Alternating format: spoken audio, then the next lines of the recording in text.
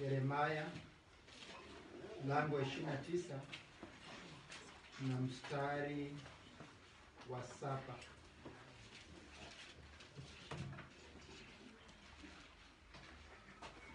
Katika kitabu cha Yeremia mlango wa 29 na mstari wa 7, neno la Mungu linasema,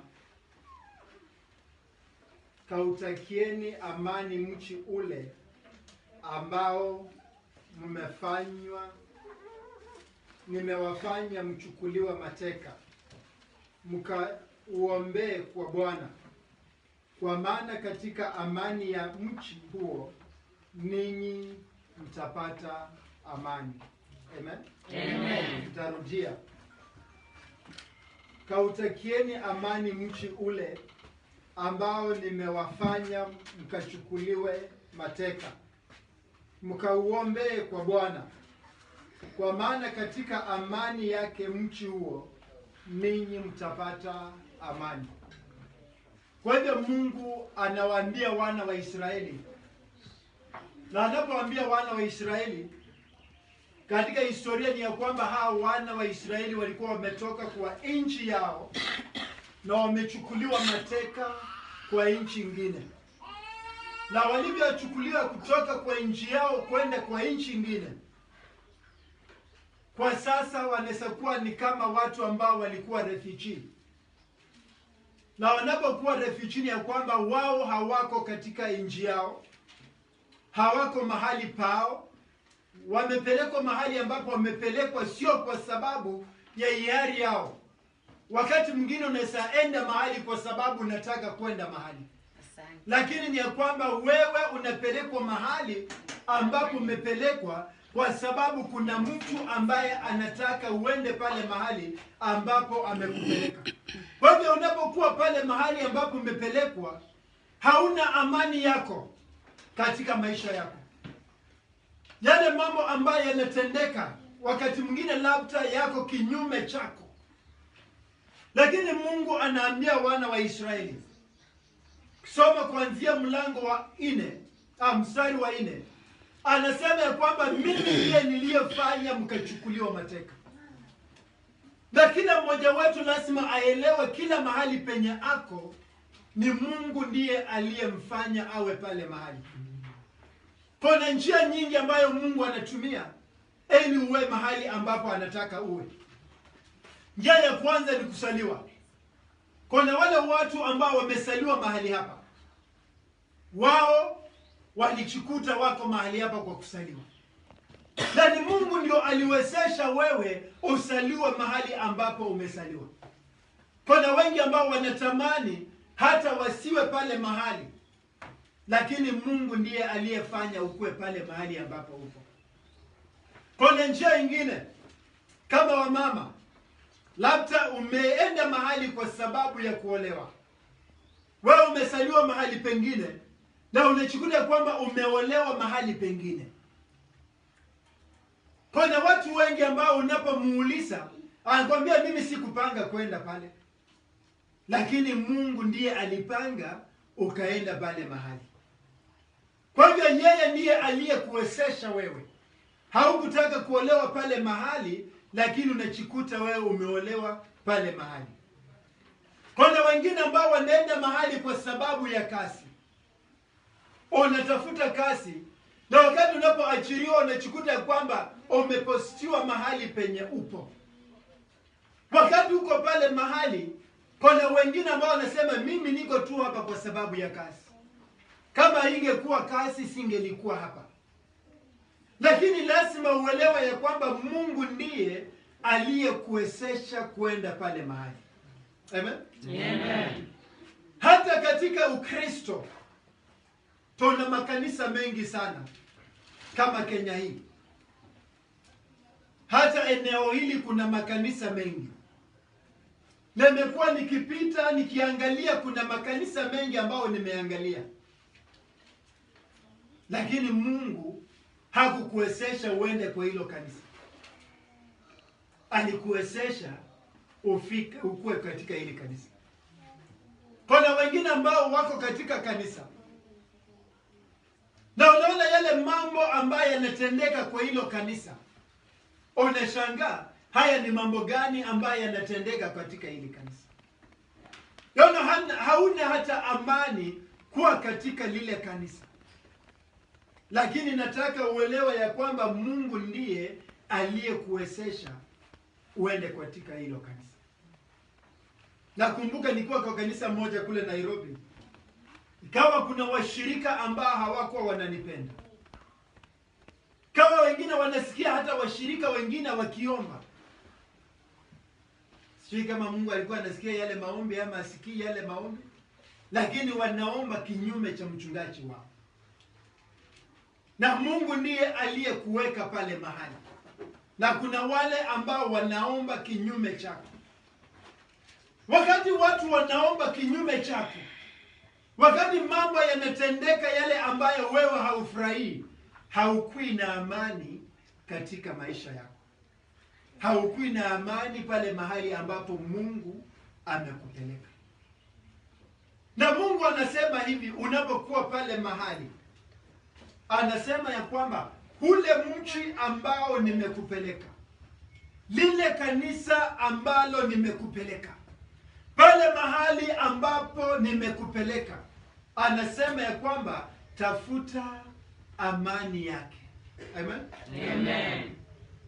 Na anasema ya kwamba kwa sababu katika amani yake nawe utapata amani. Sote tunataka amani katika maisha yetu. Tafsiri zingine za Kiingereza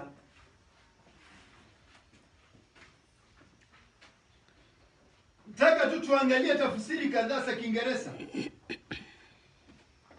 Kuna hii King James Version anasema also seek the peace and prosperity of the city to which I have carried you into exile. Pray to the Lord for it, because if it prospers, you will also prosper. Hallelujah. Amen? Amen. Kwa hivyo anaambia hao watu ya kwamba nataka mtafute. Kitu cha kwanza ni amani. Alafu kitu cha pili utaua. Peace and prosperity. Na anasema ya kwamba if that city will prosper, you will also prosper. Nataka tuelewe ya kwamba kuna njia ambayo Mungu anataka watu wafanikiwe katika maisha yao. Na njia ambayo Mungu anataka watu wafanikiwe katika maisha yao, anasema ya kwamba kitu cha kwanza utafute ufanisi wake.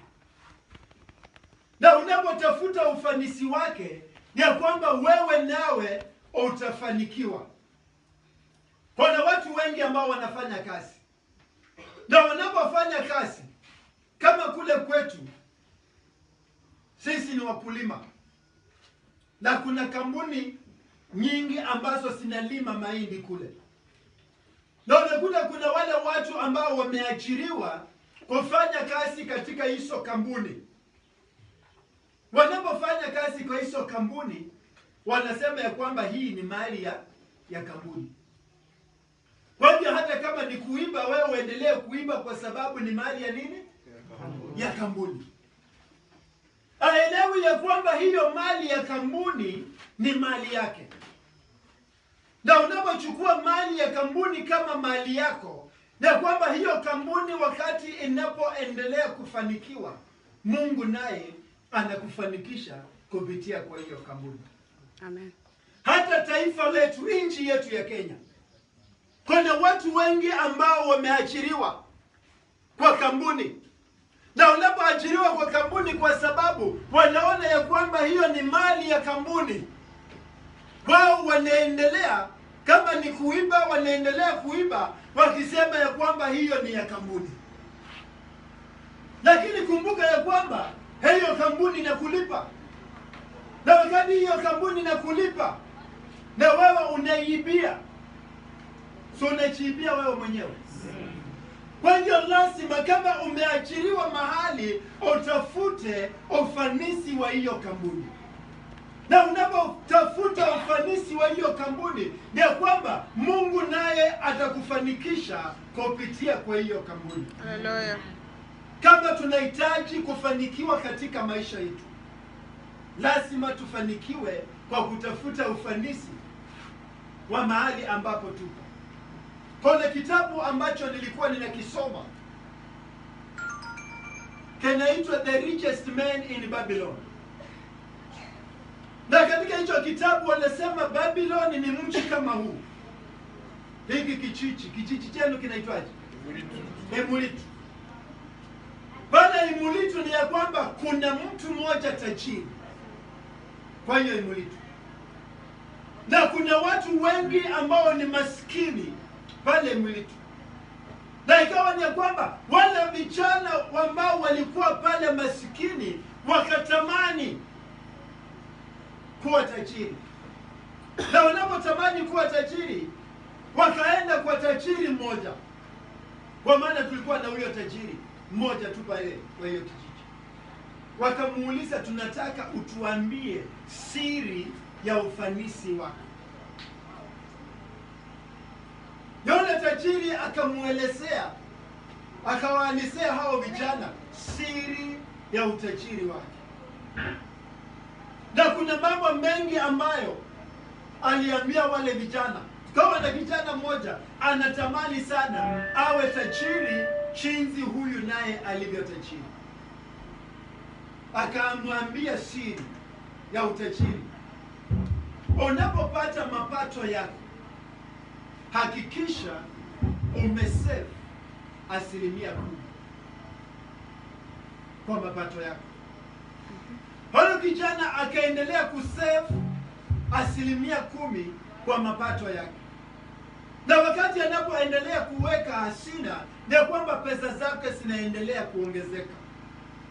Kwa hivyo pesa zinaendelea kuongezeka, vile anavyopata hiyo hasina, anapopata pesa zake. Huyo tajiri akaenda kumtembelea. Akamuuliza, nataka nijue unaendelea. Akamwambia, ndivyo, nimeweka pesa zangu zimefika kiasi fulani. Huyo tajiri akamwambia, basi unapotuweka pesa hazitakusaidia.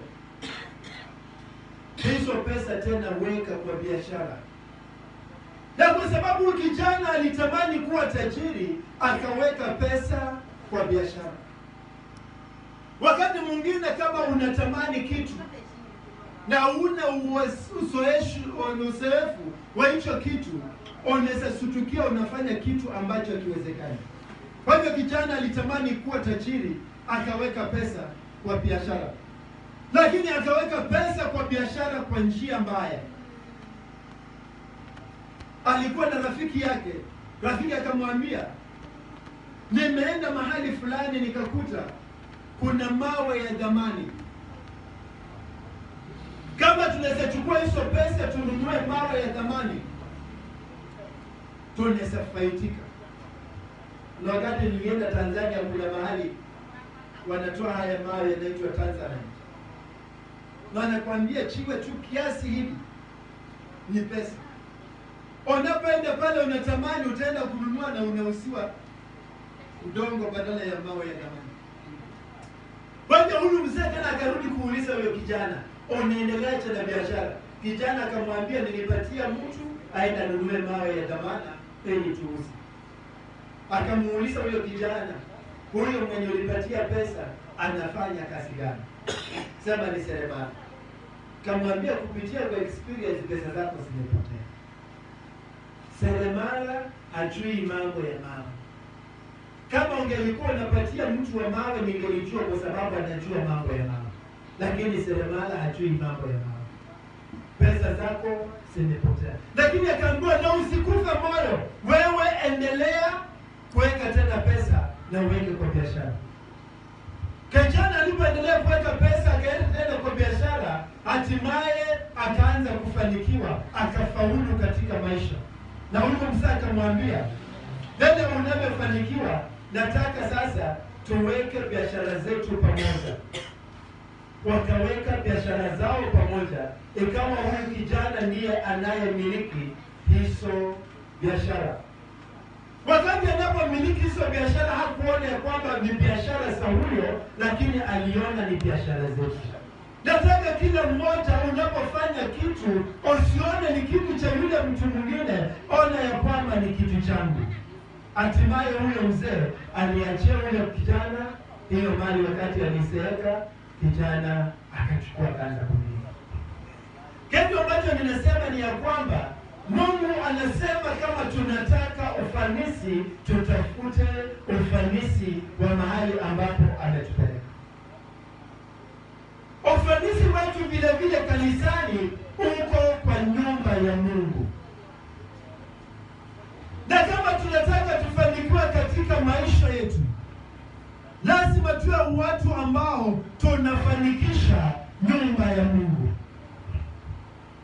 Kuna wakati ambapo wana wa Israeli walikuwa wamesahau Mungu, wakawa wamesahau nyumba ya Mungu. Wanaposahau ile nyumba ya Mungu, wakawa wamejenga nyumba zao nzuri, lakini nyumba ya Mungu sio nzuri. Lakini tukawa na mtu mmoja ambaye vile vile alikuwa amefanikiwa, anaitwa Daudi. Daudi aliona ya kwamba yeye anaishi mahali pazuri, lakini Mungu wake anaishi kwa hema. Alipoona Mungu wake anaishi kwa hema, akasema mimi siwezi nikawa naishi kwa nyumba nzuri na Mungu wangu anaishi kwa hema. Akaamua amjengee Mungu nyumba. Lakini Mungu akamwambia, wewe hautanichengea nyumba kwa sababu umekuwa mtu wa vita. Lakini kwa sababu hiyo tamaa ambayo umekuwa nayo ya kunichengea nyumba, mtoto wako ndiye atakayechenga nyumba. Na wakati alipofanya hivyo, kijana yake Solomon akamchengea nyumba. Kuna kitu ambacho Mungu aliapa ya kwamba rulership, utawala utakaa katika nyumba ya Daudi milele. Haleluya. Kijana ya Daudi alifika mahali akaanza kuasi Mungu. Anafanya dhambi kinyume cha Mungu. Lakini kwa sababu Mungu alikuwa amesema utawala wake utadumu milele, Mungu aliambia kijana Daudi, nitakunyang'anya utawala wako na utaenda kwa jirani yako. Lakini kwa sababu ya mtumishi wangu Daudi, bado nitakupatia kabila moja utakalotawala. Alitawala kwa nini? Kwa sababu baba yake alitafuta ufanisi wa nyumba ya Mungu. Na nasema ya kwamba wakati tunapotafuta ufanisi wa nyumba ya Mungu, Mungu naye atatufanikisha katika maisha yetu. Wakati tunapotafuta ufanisi wetu sisi wenyewe, neno la Mungu nasema ya kwamba Mungu anasema nitawatopoa mifuko zenu. Unapoweka pesa zinateremka. Na mtu anaweza shangaa, Mungu anatopoa namna gani mifuko zetu? Kama mfuko wako haujatopoka, kuna njia nyingi ambayo Mungu hutopoa mifuko.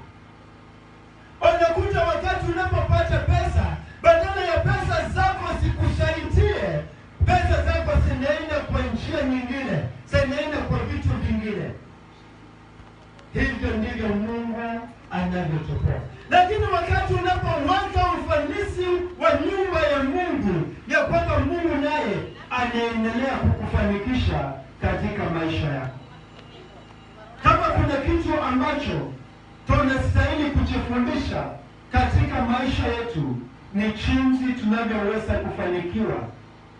Na tunaweza tu kufanikiwa kama tunafanikisha nyumba ya Mungu. Tunapofanikisha nyumba ya Mungu, Mungu naye atatufanikisha katika maisha yetu. Kuna mifano ya watu wengi ambao ninaelewa. Wale watu ambao waliamua ya kwamba wanataka kumtumikia Mungu na kila kitu ambacho walikuwa nacho. Na kwa sababu ya hiyo, Mungu naye akaendelea kuwafanikisha katika maisha yao. Sisi nasi neno la Mungu nasema Mungu wetu sio mapendeleo. Wakati mwingine tunasadania, kwa nini Mungu anawafanikisha wale watu wengine na anifanikishi mimi? Mungu wetu sio wa mapendeleo. Nasema kila mtu anayemtafuta anakubalika na yeye. Kwa hivyo wakati unapomfanikisha kazi ya Mungu, Mungu naye atapata kukufanikisha. Wakati unapotafuta amani ya kazi ya Mungu, Mungu naye anakupatia amani. Mungu anataka atupatie amani.